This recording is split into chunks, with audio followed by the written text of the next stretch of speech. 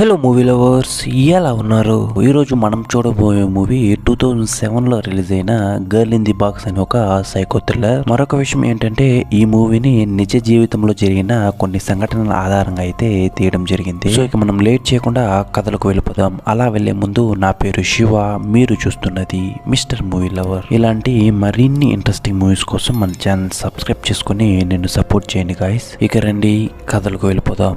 Movie యొక్క opening scene లోనే ఒక హస్బెండ్ అండ్ వైఫ్ ని చూపిస్తారు. ఎవరో ఒక అమ్మాయిని చంపి ఆ బాడీని అడవి మధ్యలో అయితే పూడ్చిపెడుతున్నారు. ఈ హస్బెండ్ గాడికి దాని గురించి 1% కూడా దిగులు బాధో లేదు. కానీ వాళ్ళ వైఫ్ మాత్రం కొంచెం భయపడుతుంది. నువ్వు దేని గురించి భయపడకు, మనం ఇప్పుడే ఇక్కడి నుంచి వెళ్ళిపోదామని చెప్పి అక్కడి నుంచి బయలుదేరుతారు. ఇప్పుడు అలానే కట్ చేసి కొన్ని రోజుల తర్వాత మన హీరోయిన్ అయితే చూపిస్తారు. మెట్ట మధ్యాహ్నం హైవే పైన నిల్చొని అటువైపుగా వస్తున్న కార్లన్నిటిని లిఫ్ట్ అడుగుతూ ఉంది. ఎందుకంటే మన హీరోయిన్ వాళ్ళ బెస్ట్ ఫ్రెండ్ కి 2 రోజుల్లో బర్త్డే అయితే ఉంది. సో తనకే చెప్పకుండా తన ఇంటికి వెళ్ళి సర్ప్రైజ్ చేద్దామనేసి అటువైపుగా అయితే వెళ్తూ ఉంది. ఇప్పుడు అక్కడికి ఒక కార్ అయితే వచ్చి ఆగుతుంది. అందులో ఉన్నది మన మూవీ యొక్క స్టార్టింగ్ సీన్ లో చూసిన వైఫ్ అండ్ హస్బెండ్. చూస్తున్న మనకి ఇప్పుడు భయం అవుతుంది, అసలు మన హీరోయిన్ పరిస్థితి ఏంటా అని.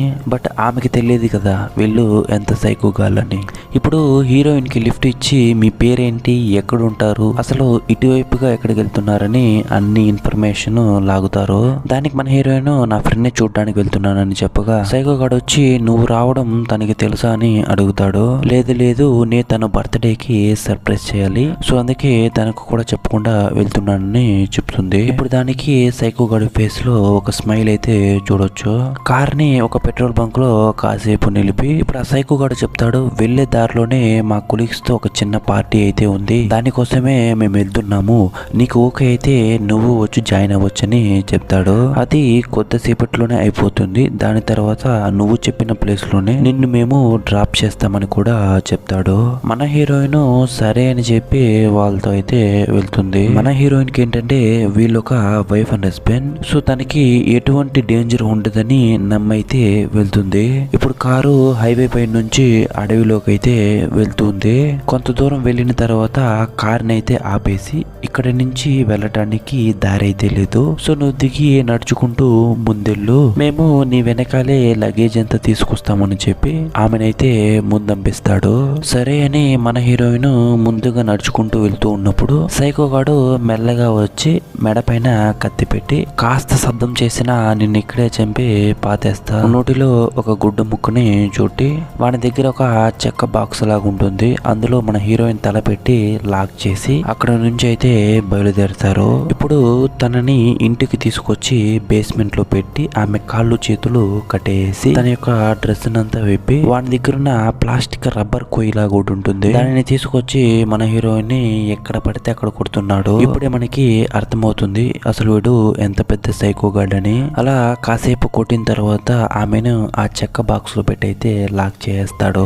ఇప్పుడు అలానే కట్ చేసి మరుసటి రోజు తెల్లవారి ఈ సైకో గాడ్ రెడీ అయ్యి పనికైతే వెళ్తున్నాడు. అలా వెళ్ళేటప్పుడు తన యొక్క వైఫ్ కి చెప్తాడు, అది ఎంత అరిచినా గింజుకున్నా దానిని మాత్రం తప్పించుకోవడానికి వదలకు. సరే అని ఈమె బైబిల్ ని చదువుతూ ఉండగా మన హీరోయిన్ కింద బేస్మెంట్ లో వాడు కుట్టిన పెయిన్ ని తట్టుకోలేకుండా భయంకరంగా అరుస్తుంది. ఈ సైకో గడి పిల్లము చేతిలో గన్ తీసుకుని బేస్మెంట్ లోకి అయితే వెళ్తుంది. వెళ్ళి ఆ యొక్క చెక్క బాక్స్ అయితే ఓపెన్ చేస్తుంది. మన హీరోయిన్ దయచేసి నిన్ను వదిలేయండి, మీరు తీసుకొచ్చిన విషయం కూడా నేను ఎవరికి చెప్పను, కావాలంటే నా దగ్గర ఉన్న డబ్బులు నగలు అన్నిటిని తీసుకునని అడుక్కుంటుంది. ఈ సైకో గాని పిల్లము ఏదైనా హెల్ప్ చేస్తుంది అని చూస్తే చెవిలో హెడ్సెట్ పెట్టుకుని పాటలు వింటూ చిప్స్ ని అయితే తింటూ ఉంది. ఇప్పుడు అలానే సాయంత్రం అవ్వగా ఆ సైకో గాడు వర్క్ కంప్లీట్ చేసుకుని ఇంటికి వచ్చేటప్పుడు చేతిలోనే టాయిలెట్ వెళ్ళడానికి చిన్నది ఒక డబ్బా లాగా అయితే ఏదో తీసుకొచ్చాడు. ఇప్పుడు అలానే బేస్మెంట్ లోకి వెళ్ళి మన హీరోయిన్ చూసి ఇదిగో తీసుకో, ఇక మీదట నువ్వు మాతోనే ఉండబోతున్నావు అని చెప్పి ఇప్పుడు ఆమెను అలానే కాసేపు టార్చర్ చేసి తన రూమ్ కి అయితే వచ్చి పడుకుంటాడు. ఇప్పుడు అలానే కట్ చేసి మరుసటి రోజు ఇప్పుడే సైకో గాడు చేసే పనిని అయితే చూపిస్తారు, శవాల పెట్టెను తయారు చేయడం. ఇప్పుడు తన దగ్గర ఉన్న చెక్కలతో అయితే మన హీరోయిన్ కి ఒక బాక్స్ లాంటిది అనేటివి తయారు చేస్తున్నాడు. గాలి పీల్చడానికి ఫుడ్ ఇవ్వడానికి హోల్స్ అంతా పెట్టి మన హీరోయిన్ అందులో పడుకోబెట్టి లాక్ చేస్తూ ఉండగా అసలు నేను ఎప్పుడు ఇక్కడ నుంచి పంపిస్తారని మన హీరోయిన్ అడుగుతుంది. సో దానికి ఎలాంటి సమాధానం చెప్పకుండా ఆ డోర్ ని అయితే లాక్ చేసి వెళ్ళిపోతాడు. సో ఇప్పుడు లోపల ఉన్న మన హీరోయిన్ కి కొన్ని విషయాలు అయితే గుర్తుకొస్తున్నాయి. వాళ్ళ నాన్న తన ఫ్రెండ్ ని చూడడానికి వెళ్తున్నా అని చెప్పినప్పుడు కోప్పడి ఉంటాడు. బట్ ఏం పర్లేదు నేను సేఫ్ గానే వెళ్ళి వచ్చేస్తానని చెప్పి మన హీరోయిన్ అయితే వచ్చుంటుంది. ఇప్పుడు అలానే కట్ చేసి ప్రెసెంట్ లో మన హీరోయిన్ వాళ్ళ నాన్నకైతే ఒక ఫోన్ కాల్ వస్తుంది. ఎత్తి చూస్తే అది మన హీరోయిన్ వాళ్ళ ఫ్రెండ్. అంకుల్ ఇక మీదట మీ అమ్మాయిని నాకు కాల్ చేయొద్దు, నాతో మాట్లాడొద్దని చెప్పండి. నా యొక్క బర్త్డేకి ఒక కాల్ కూడా చేసి విష్ చేయలేదని అడుగుతుంది. నీకు చెప్పకుండా నిన్ను సర్ప్రైజ్ చేయాలనేసి నీ ఇంటికే కదా వచ్చిందని అడుగుతాడు. లేదు అంకుల్ తనకి నేను ఇప్పుడు కూడా కాల్ చేశాను, మొబైల్ అయితే స్విచ్ ఆఫ్ వస్తుంది, తను ఇంటికి అయితే రాలేదని చెప్తుంది. ఇప్పుడు మన హీరోయిన్ వాళ్ళ అమ్మా నాన్న పోలీస్ స్టేషన్ లో అయితే కంప్లైంట్ ఇవ్వడానికి వెళ్తారు.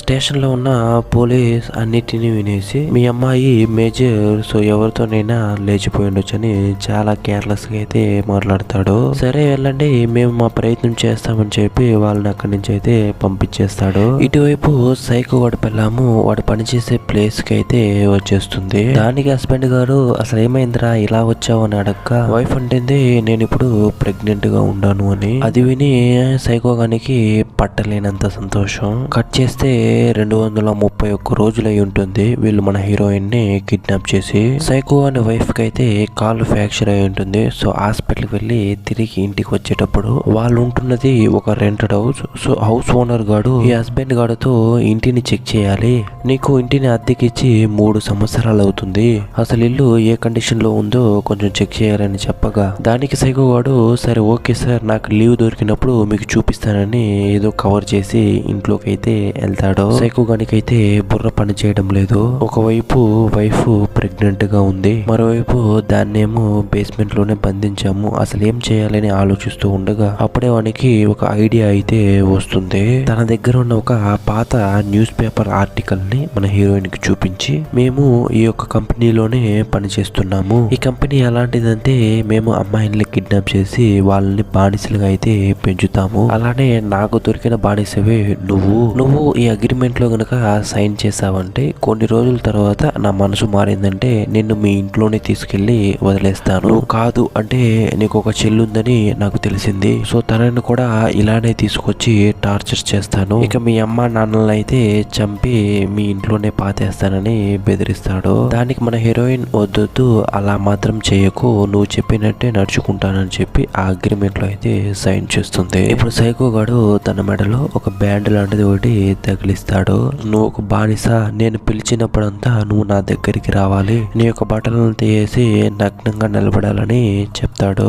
మన హీరోయిన్ కూడా వాడు చెప్పిందంతా నిజమని చెప్పి ఆ ఇంట్లోనే ఒక బానిసలాగా జీవిస్తూ ఉంది. సామాన్లు కడగడం, బట్టలు ఉతకడం, ఇల్లు తోడడం అని అన్ని పనులు చేస్తుంది. ఇప్పుడు సైకో వాడు ఎక్కడో బయటికి వెళ్ళి ఇంటికి వస్తూ ఉండగా ఆ హౌస్ ఓనర్ గాడు ఈ రోజు మీ ఇంటిని తప్పకుండా చెక్ చేయాలని చెప్తాడు. దానికి సైకో గాడు అసలు ఏం అవసరం లేదు, నేను రేపే ఇంటిని ఖాళీ చేస్తున్నాను అని చెప్పి ఇప్పుడు కొత్తగా ఒక ఇంటికి అయితే షిఫ్ట్ అవుతారు. ఇప్పటికే 1 సంవత్సరం అయిపోయి ఉంటుంది మన హీరోయిన్ కనబడకుండా పోయి. మరోవైపు సైకో గాని వైఫ్ కి పురిటి నొప్పి వచ్చి ఒక ఆడబిడ్డకి అయితే జన్మనిస్తుంది. సో ఇప్పుడు మన హీరోయిన్ ఆ పాపని అయితే తీసుకుని చూస్తుంది. సో ఇప్పుడే ఆమె ముఖంలో మొదటిసారిగా చిరునవ్వు అయితే మనం చూడొచ్చు. ఇప్పుడు అలానే రాత్రి పడుకునేటప్పుడు వాళ్ళ వైఫ్ సైకో గాని అయితే అడుగుతుంది, ఆమెను మన బానిసగా చేసి 1 సంవత్సరం అవుతుంది, ఇంకా ఎన్ని రోజులు మనతోనే ఉంటుంది అని. దానికి సైకో గాడు ఇక జీవిత కాలము తను మనతోనే ఉంటుందని చెప్పి నిద్రపోతాడు.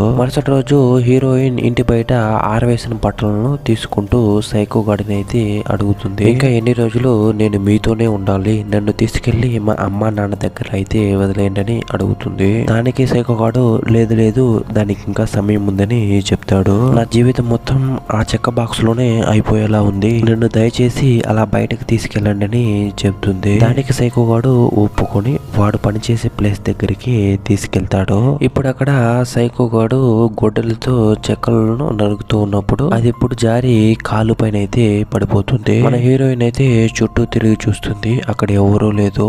ఇప్పుడు ఆమె అనుకుని ఉంటే అక్కడ నుంచి తప్పించుకోవచ్చు.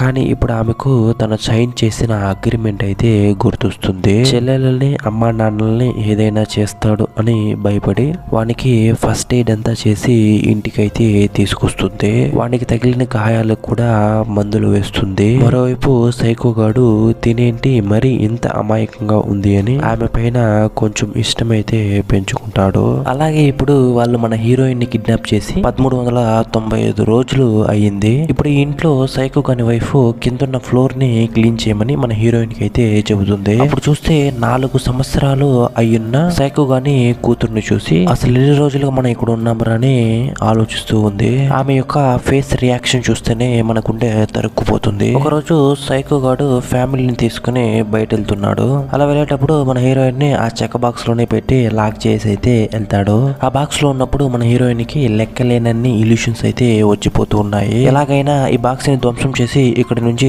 తప్పించుకోవాలని అనుకుంటుంది. తన శక్తిని అంతా ఉపయోగించి ఆ చెక్క బాక్స్ ను కూడా వెరగొట్టేస్తుంది. కానీ ఆమె అక్కడ నుంచి వెళ్ళలేకపోతుంది. ఎందుకంటే ఆమె సైన్ చేసిన అగ్రిమెంట్ అయితే ఆమెకి గుర్తొస్తుంది. చూసి మనకి అసలు అగ్రిమెంట్ లేదు బొందా లేదు అని అనిపించినా తనకు తెలియదు కదా. మరోవైపు ఆ సైకో వాడు సాయంత్రానికంతా ఇంటికి వచ్చి చూస్తే ఆ యొక్క చెక్క పెట్టి ముక్కలైపోయింది. అసలు ఎక్కడికి వెళ్ళిపోయింది ఇది అని ఒక్కొక్క రూమ్ గా వెళ్ళి చూస్తూ ఉండగా కర్టన్కి అటువైపుగా అయితే తను ఉంటుంది. దాన్ని చూసి ఆ సైకో గాడు తనని ఒక్క మాట కూడా అనకుండా తనని అయితే కౌగులించుకుంటాడు. మరోవైపు దీనిని చూసి సైకో గాని వైఫ్ కి పిచ్చి లేస్తుంది. రోజు రోజుకి ఆ సైకో గాడు మన హీరోయిన్ తో చాలా క్లోజ్ గా అయితే మూవ్ అవుతాడు. ఒకనొక పాయింట్ లో ఇద్దరు ఫిజికల్ గా కూడా కలిసిపోతారు. ఇప్పుడు మన హీరోయిన్ ఆ సైకో గాని చూసి అడుగుతుంది, ఇప్పుడు నీకు ఒక కూతురు ఉంది కదా, తను పెద్దదైన తర్వాత తనను ఎవరైనా కిడ్నాప్ చేసి శారీరకంగా హింసిస్తే మీరు వాడిని ఏం చేస్తారు అని అడుగుతుంది. దానికి సైకో గాడు వాడు ఎవడైనా సరే వెతికి మరి చంపుతానని చెప్తాడు. అలానే మా నాన్న గురించి ఆలోచించండి. తన కూతురు ఇలా నరక వేదనలో అనుభవిస్తుందని తెలిస్తే ఆయన ఎంత బాధపడతారు. ఇప్పుడు దాన్ని విని సైకో గాడు సైలెంట్ అయిపోతాడు. ఇప్పుడు 2 రోజుల తర్వాత ఆ సైకో గాడు మన హీరోయిన్ దగ్గరకు వచ్చి, సరే నేను నిన్ను మీ అమ్మా నాన్న దగ్గరికి తీసుకెళ్తాను, అది 2 రోజులు మాత్రమే, కానీ ఇక్కడ జరిగిన విషయాలు నువ్వు చెప్పినా తప్పించుకోవాలని చూసినా మీ ఫ్యామిలీ మొత్తాన్ని అక్కడే లేపేస్తానని చెప్పి భయపెట్టి తీసుకెళ్తాడు. ఇప్పుడు మన హీరోయిన్ వాళ్ళ ఇంటికి వెళ్ళి ఈ సైకో గాడు మమ్మల్ని క్షమించండి అంకుల్, మేమిద్దరం ఎంతో గాఢంగా ప్రేమించుకున్నాము, అందుకే ఎవరికి చెప్పకుండా లేచిపోయాము. మీ అమ్మాయి మీతో 2 రోజులు టైం స్పెండ్ చేయాలని ఆశపడింది, అందుకే తెచ్చి వదులుతున్నాను. 2 డేస్ తర్వాత మళ్ళీ వచ్చి నా వైఫ్ ని అయితే తీసుకెళ్తానని చెప్పి వెళ్తాడు. వీనికి ఎంత ధైర్యమో చూడండి. మీరైతే ఈ సిచ్యువేషన్ లో ఉంటే అసలు ఏం చేస్తారో కామెంట్ చేయండి. మన హీరోయిన్ అసలు ఏమీ జరగనట్టు వాళ్ళ అమ్మా నాన్నలతో చాలా హ్యాపీగా మాట్లాడుతుంది. ఫ్యామిలీ అంతా కలిసి బోన్ చేస్తారు. అప్పుడే హీరోయిన్ వాళ్ళ అమ్మ అడుగుతుంది, ఇన్ని రోజులుగా ఒక్కసారి అయినా కాల్ చేసి చెప్పాలని నీకు అనిపించలేదా? అసలు మేము నీ కోసం ఎక్కడెక్కడ వెతికామో అని బాధపడుతుంది. మరోవైపు వాళ్ళ నాన్న సరేలే తను ఇప్పుడు సంతోషంగానే ఉంది కదా అని చెప్పి ఎమోషనల్ అవుతాడు.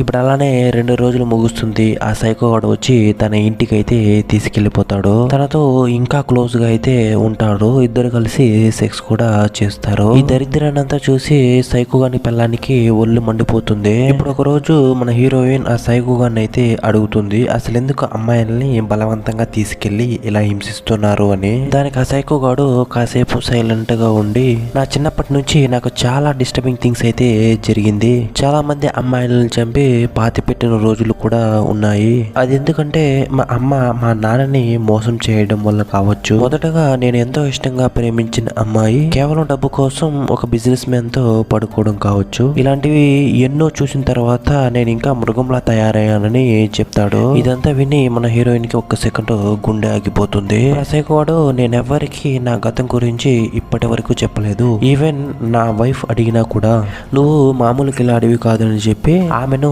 చాపగొట్టి బయట ఉన్న ఒక బేస్మెంట్ లో బట్టలు కూడా లేకుండా ఆమెను బంధించి అక్కడ నుంచి అయితే వెళ్తాడు. ఇప్పుడు అక్కడ వర్షం కూడా పడుతుంది. మరోవైపు మన హీరోయిన్ కి భయంకరంగా చలి కూడా వేస్తుంది. ఇప్పుడు ఆ బేస్మెంట్ డోర్ మెల్లగా ఓపెన్ అవుతుంది. అసలు ఎవరా అని చూస్తే అది మన సైకో కానీ వైఫ్. ఆమె మన హీరోయిన్ ని కాపాడి ఆమెకి డ్రెస్ అంతా ఇచ్చి ఫస్ట్ నువ్వు ఇక్కడి నుంచి వెళ్ళిపోని చెప్తుంది. కానీ మన హీరోయిన్ నేనైతే ఇక్కడి నుంచి వెళ్ళనని చెబుతుంది. ఎందుకమ్మా అని చూస్తే ఆ యొక్క అగ్రిమెంట్. ఇప్పుడే సైకో గాని వైఫ్ నిజం చెబుతుంది. అలాంటి అగ్రిమెంట్ అనేది లేదు, అదంతా ఒక పచ్చి అబద్ధమని. నిన్ను జీవితకాలం తనతోనే పెట్టుకోవాలని అలాంటి అగ్రిమెంట్ ఒకటి తయారు చేస్తాడని చెబుతుంది. అసలు ఇప్పుడు మన హీరోయిన్ ఫేస్ ని చూడాలి. కోపము, క్రోధము, బాధ, భయము అన్ని ఒకే సెకండ్ లో. ఇప్పుడు ఆ సైకో గాని వైఫ్ మన హీరోయిన్ ని ఒక బస్ అయితే ఎక్కించి అక్కడి నుంచి అయితే పంపిస్తుంది. అసలు ఇదంతా తనెందుకు చేస్తుంది అంటే రోజులు గడవగా ఆ సైకో గాని కాన్సన్ట్రేషన్ మన హీరోయిన్ పైన అయితే చాలా ఎక్కువైపోయింది. ఇప్పుడు అది కాకుండా తనకు ఒక కూతురు అయితే ఉంది. సో ఇక మీదట ఉపయోగించి చూడడం వృధా అనేసి ఈ డిసిషన్ అయితే తీసుకుంటుంది. ఇప్పుడు మన హీరోయిన్ తన యొక్క ఫ్యామిలీని కలిసి వాళ్ళున్న ఊరినే ఖాళీ చేసి వేరొక కంట్రీకే వెళ్ళిపోతారు. చాలా హ్యాపీగా కూడా ఉంటారు. ఇలానే ఈ మూవీని ఏం చేస్తారు.